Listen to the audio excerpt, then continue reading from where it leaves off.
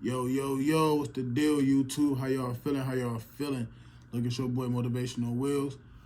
I know I've been gone for a minute, but I'm back and I'm about to start bringing more consistent content.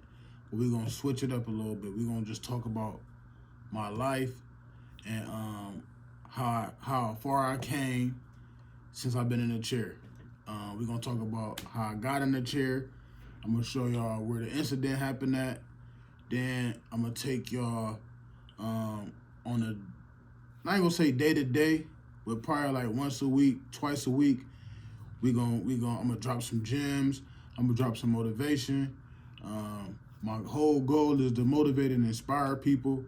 I'm not getting paid for none of this. I'm doing it strictly from the heart because I really care about people. I really care about helping other people. I really care about the homeless. I really care about the kids. I really care about other people that's in my situation. So this is something that I'm passionate about. You can also check me out on Facebook. My name is Jay Martin on Facebook. Motivation on Wheels on TikTok and Instagram. So look, today what we're gonna talk about is when and how did I end up in the chair. So I've been in the chair since 2008 due to a gunshot wound. I got shot in the back 2 times due to a couple of guys and a female who tried to rob me for a TV. I'm not the person that's gonna sit up here and act like that I was perfect or that I was in the right. Cause you know what they say is karma come back around. So me personally, being young and dumb, me and one of my friends broke in one of my, well, we didn't even break in because I went in her house and acted like I was there for another reason, then unlocked her back door. And then when she left and went to work and dropped her kids off to school, I went in the back door, me and my friend, I ain't gonna say no names, me and my friend, we went in the back door and we pretty much burglarized her house. We took the TV and some other miscellaneous stuff that she had. And then I brought the TV back to my house with the intentions on selling the TV. So at the time, I had the TV hidden in the basement because the girl I was with at the time, I didn't want. This is when flat screens first had came out, so I didn't want her to get comfortable with it. I didn't want to get comfortable with it. I didn't want to get the kids at the time comfortable with it. So I hid the flat screen in the basement, so it was out of sight, out of mind. So now I'm on the rampage to sell this TV. Actually had me feeling like, I don't want to say the wrong words, but had me kind of feeling like a junkie. So I was on the mission to sell the TV, and then I came across the wrong people, which I thought was the right people. These people, well, the main dude that I talked to was like family. He knew my mom, my dad, my uncles, aunts. He was supposed to be this big drug dealer, but come to find out, he ended up using drugs, getting addicted to drugs. But I didn't know nothing about this at the time. So I call him. And I call him, and then we arranged a time for him to come look at the TV, but we didn't arrange for no other people to show up. But at this time, mind you, I'm 19. This is 2008, November. But at this time, though, I'm feeling like Macho Man. I feel like I'm unstoppable. I feel like I can't be touched. You know how it is when you're young and dumb and wild with no guidance. So what happened was I get a knock at the door, and when I get the knock at the door, I open the door, and it's him, another dude, and a female. And so first thing I look like, what the heck going on? So what struck a nerve was when the female said, what is you scared?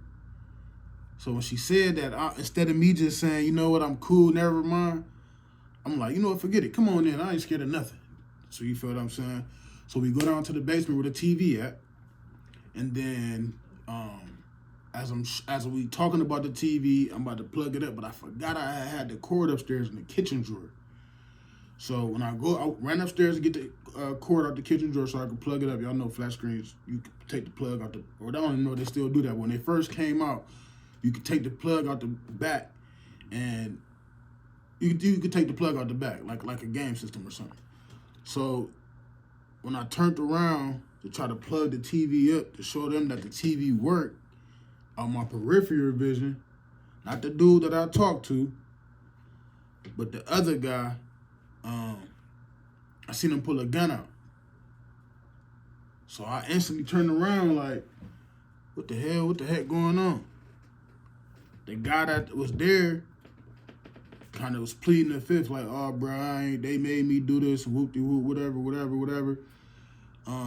Mind you, I did take the TV, but I didn't take the TV from where they TV was missing from. Actually, it wasn't their TV.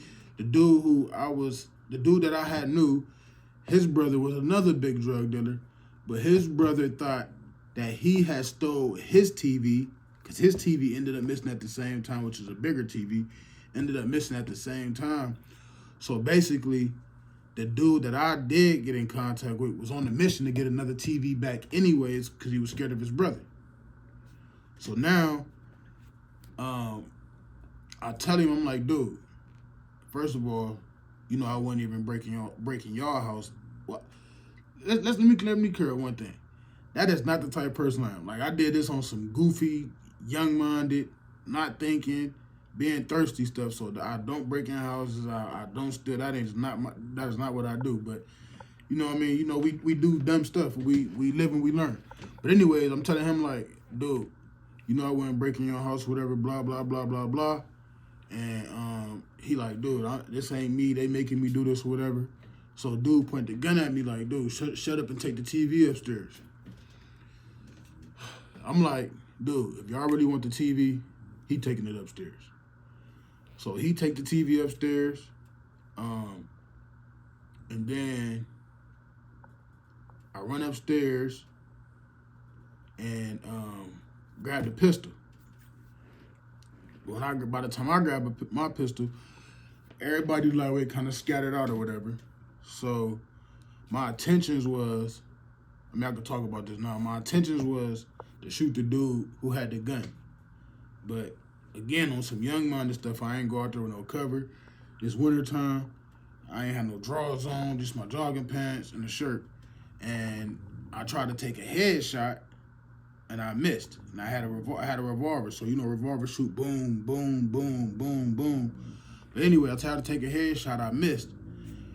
But when I missed, he ducked down behind. They pulled up 2 cars deep. He ducked down behind a car and over the car started shooting. He just started shooting. The other dude took off and ran. And then once he took off and ran, by that time, I got grazed right here. So when I got grazed right here, I ended up dropping my gun. And then once I ended up dropping my gun, still to this day, I have no idea how I got shot in the back. Still to this day, like I said, I don't know how I got shot in the back. But make a long story short, I ended up getting shot right here in my forearm, which popped a bone out. So now I got a metal plate, and I forgot how many screws here. But I got shot right here, blocking my head. Then I got shot in my upper back, and I got shot in my lower back, which is the bullet that hit me in the lower part of my back. It's probably like, say if this is my spine, the bullet probably like right here. So basically, the bullet damaged the nerves around my spine, which paralyzed me. Mind you, at this time when I got shot, we in the middle of the winter.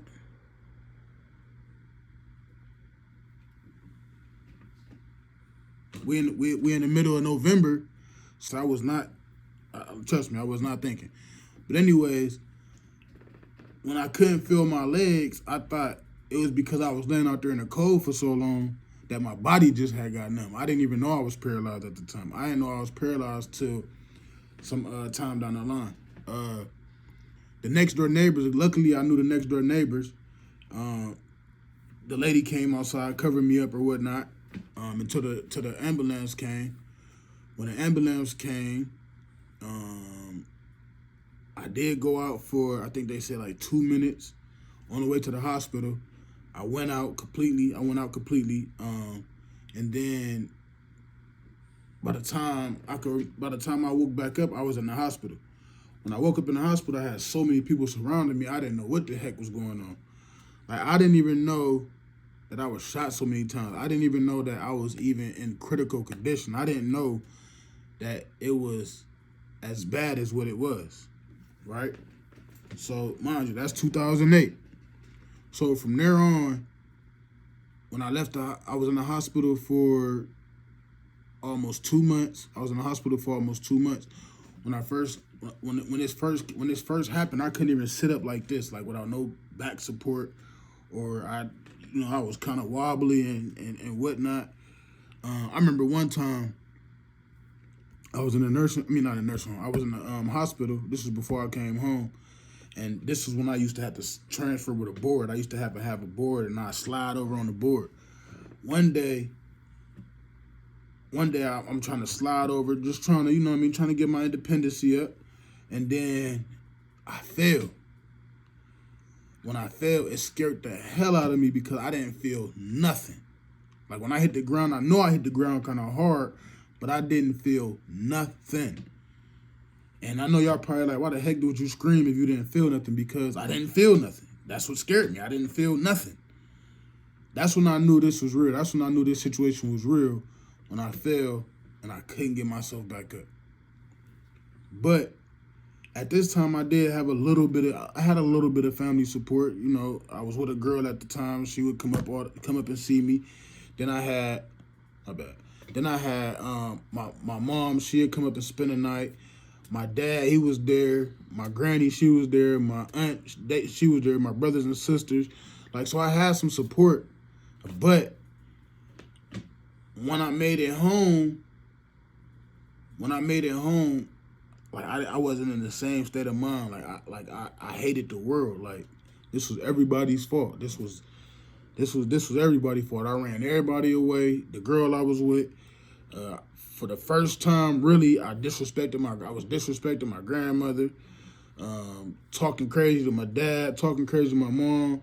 Like, I was pretty much like, I don't know what I want to call it, but yeah, I wasn't in the right state of mind. And I lost all my confidence. I lost all my confidence, and it shied me away from people. Like, I was only comfortable after the girl I was with, after she left. I was only comfortable being around dudes. Like, I didn't want to be around nobody because, like, I didn't want to pee on myself or use the bathroom on myself or none of that. So for the first probably 6 months to a year, like, I was only comfortable being around my dudes. That's all I was comfortable around. Of course, my mom and them, but I'm talking about I didn't want to be around nobody else because, like I said, I didn't have my self-esteem was low. I didn't have no confidence. I didn't believe in myself. I didn't feel like the same person. I didn't feel like I fit in.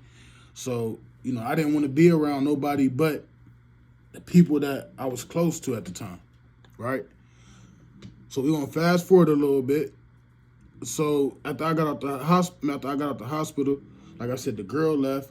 So I had to move with some family members, which was my aunt at the time. But my aunt and them, they was young. They was running around, ripping and running the streets. My grandmother, she really ain't know what to do for real. So, but my aunt and them was supposed to be helping take care of me, helping change me, making sure I wasn't wet, and all that type of stuff. And that definitely wasn't the case.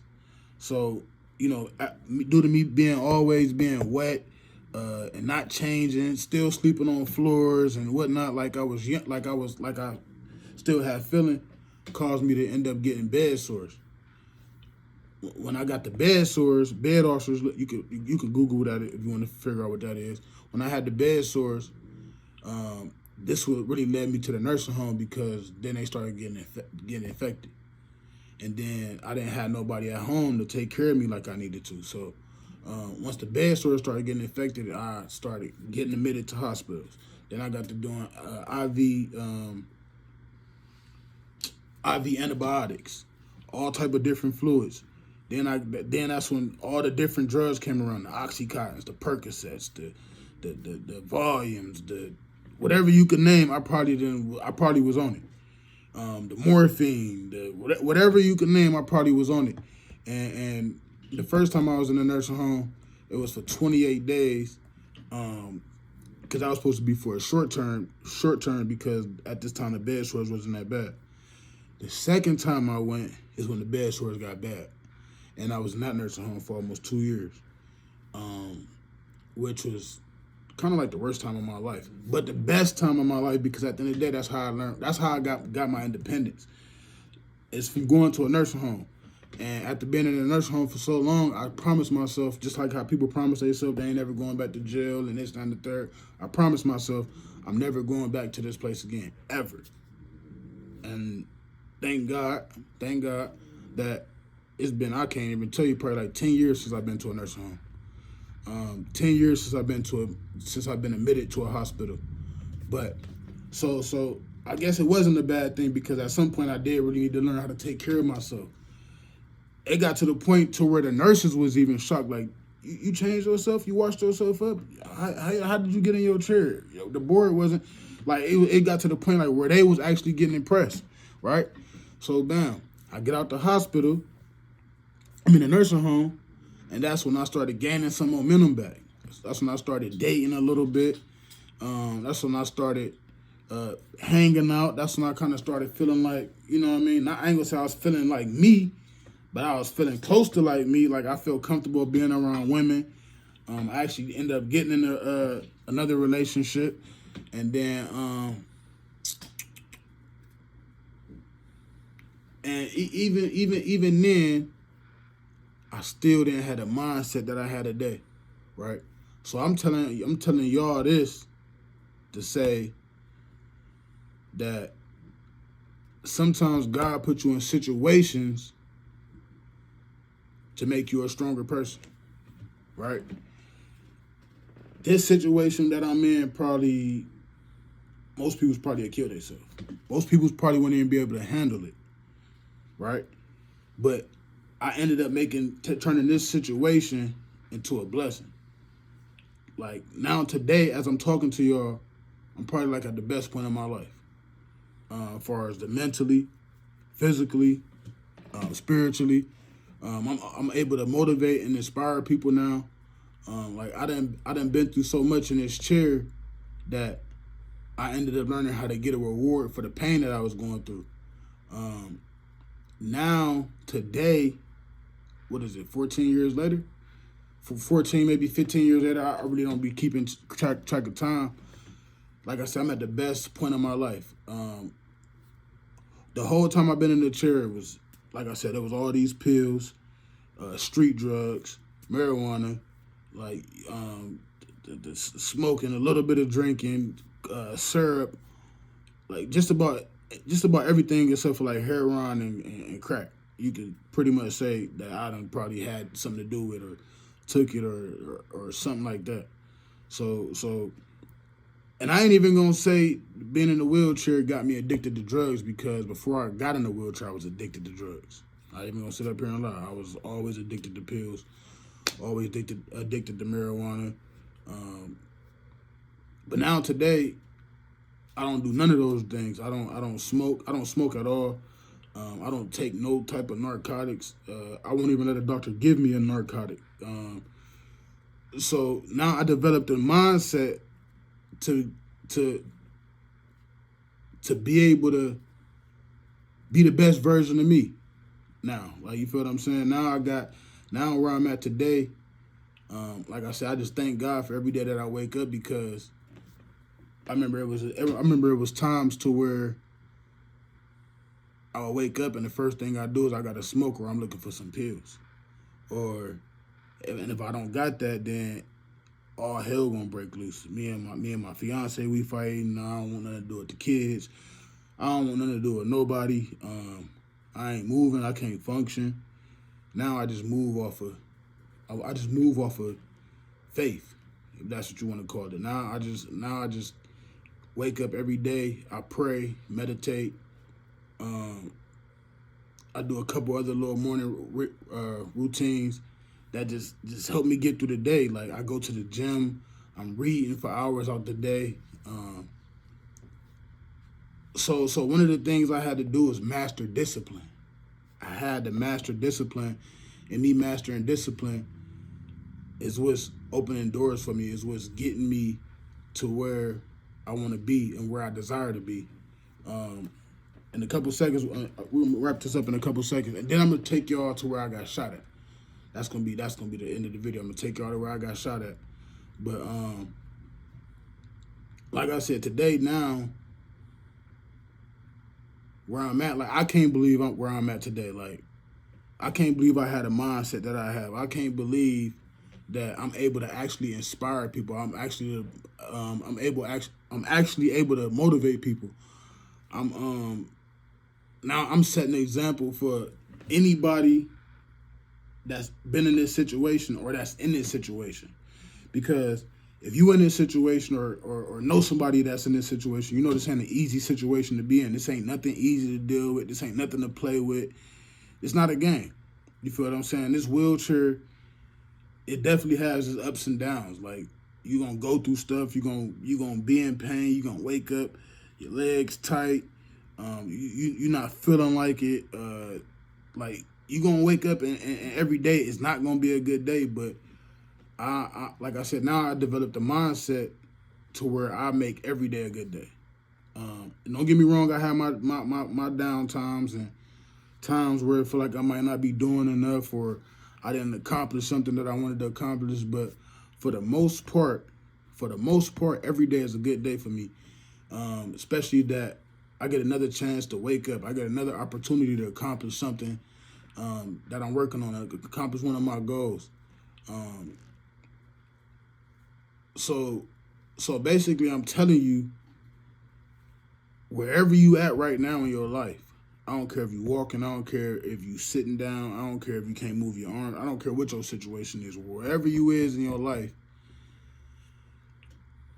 you right where you need to be. You right where you need to be. And you only in that situation to be able to inspire and motivate somebody else that might come in the situation after you. So what I'm telling you is never give up. Never give up. And believe in yourself. Believe in yourself and believe that you can get through, like I said, wherever you at, whatever your situation is, believe that you can get through it. It all starts right here. So you got to develop a strong mindset. You got to be disciplined. And what I mean by discipline is doing something consistently, even when you don't feel like it, day in and day out. Even when you don't feel like it, that's a part of discipline. That's the part of discipline. And what the thing is, a lot of people can't master discipline because it's always I don't feel like it. It's always I don't feel good. It's always it ain't the right time. It's always I'm having a bad day. My fiance on the other side of this camera, she'll tell you, I don't care what the day is. I don't care what the day brings. I'm getting up and I'm meditating. I'm thanking God, and we rocking out with our day. We going to the gym. We read and we doing everything we got to do to grow. Now my goal is to be the #1 motivational speaker, #1 life coach, and I'm also writing a couple books. So like I said, y'all see from where I came from to where I'm at now, and it's just bits and pieces because y'all gonna get way more than this, just not on this video, but y'all gonna get way more than this. But y'all see where I'm at now and everything that I accomplished. I'm the first and only person that I know. I still to this day never seen it on YouTube, Google, TV. I'm still like the first person that I know in a wheelchair that own a lawn care company. And when I say own it, I mean I'm cutting grass too. Like literally, I'm on the zero turn cutting grass. I mean, most of y'all probably seen the videos or gonna see some of my videos. But even when I started that, give me like 2 more minutes. Even when I started the lawn care company, I had people thinking, like, how the hell is he about to cut grass and he in a wheelchair? Like that ain't gonna work. Like I had so many people doubt me. They ain't have to say it. They ain't have to say it, but you could just tell. You can just tell when somebody believe in you and when they don't. And that's another thing. You gotta be your own cheerleader. You don't need nobody to believe in you for you to do nothing. You don't need no validation. You don't need no permission. You don't need him or her to be like, oh yeah, bro, that's cool, or sis, that's cool. Nah. Believe in yourself. If you believe it, if you see it, you can have it. You can do it. So I believed in myself. And I always set big goals. I set real big goals. Like, I don't set little goals. So when I started the lawn care, it opened up so many other doors for me. Lawn care really changed my life to this day. I was just on the phone with one of my brothers or whatever, and I was just telling them, like, this might be my last year for me cutting, but I would never give up on lawn care because lawn care literally changed my life. Lawn care literally opened up my mind to reading. Lawn care really opened up my mind to seeking out other opportunities. Lawn care really opened up me going to seminars. Lawn care really opened up me buying courses. Lawn care really opened up me having a real role model. Lawn care really got me setting goals. Lawn care inspired me to inspire other people. Lawn care motivated me to motivate other people. So when I say lawn care changed my life, lawn care really changed my life in a way that I couldn't imagine. Like, the money that I made last year for my first year cutting grass, it was unbelievable. So when I say don't give up, and you could do anything that you put your mind to, don't give up. Don't give up. Like I said, you're right where you need to be. You're right where you need to be. You're right where God wants you at. And no time is never a good time. Right now was a good time. Tomorrow ain't a good time. The next day ain't a good time. Right now is a good time. So before I end this video, like I said, I'm about to show y'all where the incident happened at, and then like I said, I just want y'all to keep y'all heads up, stay focused, stay motivated, and believe in yourself. Believe, like this is the biggest. I can't stress this part enough. You gotta believe in yourself. If you don't believe in yourself, nobody else gonna believe in you. And if nobody else don't believe in you, it's gonna be hard for you to be successful at anything, because you need people. Whether it's a business partner or whether it's a customer or consumer, however you want to call it, you need people. But you have to believe in yourself. If you don't believe in your product, if you don't believe in your services, if you don't believe what you're doing, how can anybody else believe in you? I believe in everything that I do. I believe in everything that I do. So, like I said, just believe in yourself, and you'll go a long way. I promise you. Like I said, we're going to wrap this video up in a couple of seconds. We're going to take y'all to where I got shot at. All right, so like I was saying, y'all, this is where it all happened at. I think it was November 23rd, 2008. This is where this situation happened at. I got shot right there on that front porch. You can see the couple bullets up there in the house. Paramedics picked me up right there. Matter of fact, that tree wasn't even here yet. So the paramedics picked me up from right there. But this is where the whole situation happened at. This is where I got paralyzed at. This is where I was living at the time when this situation happened. So I really wanted to just bring y'all here and let y'all see the real deal. Like, let y'all see where all this happened at, where this tragic moment happened at, where my life dramatically changed at. Like I said, when I first got shot here, I just ran out, cover or nothing. Like, I literally was on that front porch. And like I said, there was 2 cars in the driveway. And it was three people, like I told y'all. One person was in the first car, and then the 2 people was in the second car. And the dude that actually shot me, when I told y'all he was just shooting, y'all can tell he was just shooting because his bullet hole was all up there by that window. So I ain't gonna say he luckily shot me. You feel what I'm saying? But like I said, I ain't gonna hold y'all for too much more longer. It's cold, but this how dedicated I am to this. And like I said, I really wanted y'all to see where this happened at, and then so y'all to know, like, okay, so y'all can get a clear picture of what exactly happened and how it happened. Like, you feel what I'm saying? Most people say they ain't had no cover and it been all type of shit. But like I said, I was in a wide open space, wide open area, and like I said, dude, I got shot right here first. I got grazed right here first. I dropped my gun. I think my gun fell on at the bottom of them steps. And then, like I said, I still don't know how I got shot in the back. And for some reason, I ended up laying over there where that tree at. That tree wasn't even here. So I ended up laying right there. And that's where the lady right there, she was living right there. Miss Michelle, matter of fact, she lived right there in that corner house right now. Miss Michelle came out and covered me up. And she the one talked to me and kept me calm until the ambulance came. So again, shout out to Miss Michelle. I probably need to go see her one day and check on her. But so yeah, y'all, this where everything happened at. But y'all see where I'm at, where I came from, and just wait till I show y'all where I'm going. Don't forget I told y'all that. Stay motivated, stay prayed up. Don't forget I still track.